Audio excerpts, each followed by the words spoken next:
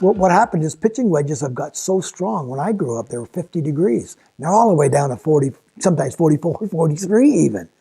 But I mean, they're all the way down there. And that sand wedge always stayed at that around 56 degrees because that was a loft that you needed, sand wedge, to get out of the bunkers, at that particular time. When I see a gap there, I try to fit them into that gap and have the proper, see, wedges can close the gaps, but a bad wedge fit could also create gaps. It's so very important to be able to fit the proper way, to have the right bounce, the right grind, all these, and I'll go all the way through the shafts. Shafts, grips, right lies, be properly fit. You're going to get the best of your game, because if you don't have, say, the right lie, you're not going to get the full benefit of the grind or the sole and the bounce. So if your toes up, it's not going to perform right. Your toes down, it's not going to perform right. All these different things. It's so very important to be fit so you can get the full benefit of that particular grind. And you're going to get then you'll get the full benefit of the distance, the control, the spin, and all the things that you want to get it. And this is what we've been trying to do. We recognize this. Our company recognizes, and we put the resources in to be able to work with our fitters and with our partners, our club pros out there, and help them fit properly. Because wedges, there's so much variation. But you know what? The average weekend golfer hits maybe 6 greens around, 5 or 6. He's got a lot of opportunity to get up and down. But I've seen them out there. They're out there trying to hit that 300-yard drive, and the average weekend golfer doesn't have that physical ability. But he's got the physical ability to get up and down inside 100 yards, just with practice like a pro can, because he doesn't need that club head speed. I call it the avid golfer. It gradually creeps up on them. From 10 feet wear with a brand new wedge, roll out, goes 18. Next thing you know, it's 24, and they're not noticing it. So what they're doing is they're adjusting to the rollout instead of saying, "Wait a second, let's take a look. Let's get our wedge looked at. Let's get the wear." So it's very important. So it's very, very important to have your wedges checked. Usually 75 rounds is a pretty good number. That's, of course, remember, at 75 rounds, there's a lot of practice that goes involved with that. At 75 rounds equates to probably about a good 500 bunker shots. And that really wears. A bunker shot really wear your wedge. It's very important to go to a fitter.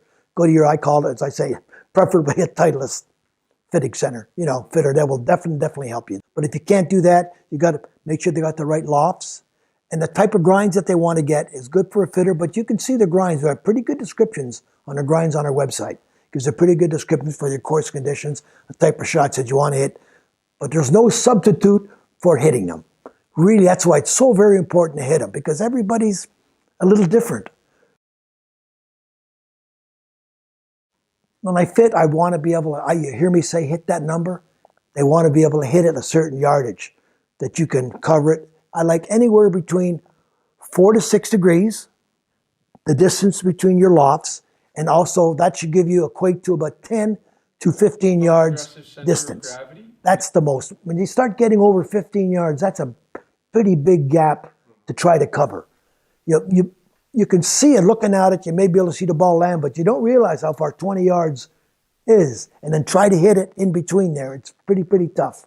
And of course, when we're fitting, make sure you're using the same ball that that you play with. You don't want to be fit by and go out there and use a little old range ball, the hardcover ball. It's not the ball. You want to be able to use the ball that you particularly play with, because that's going to affect your trajectory, your spin, and of course, feel.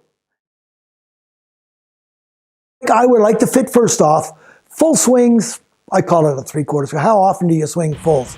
You may be swinging full and maybe you're 46 and you're 50, but when you start getting to your sand and lob, you're not swinging full.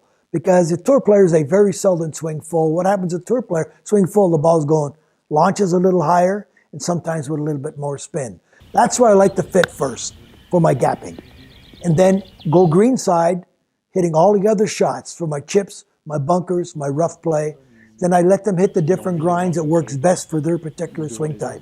Remember, that swing type travels with that player from course to course. Are you a digger or of an upright swinger?